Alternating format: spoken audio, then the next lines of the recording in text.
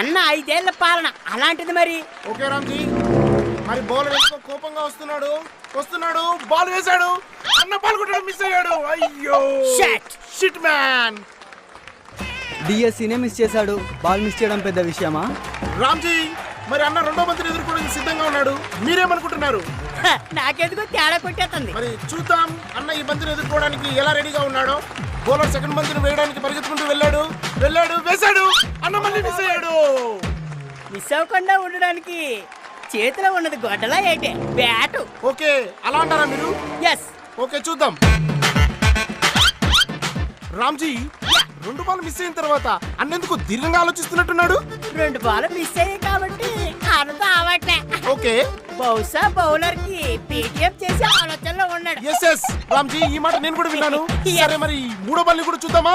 Bowler serious గా warning ఇస్తున్నాడు, మరి ఈ బాల్ ని ఎలా వేస్తాడో చూద్దాం.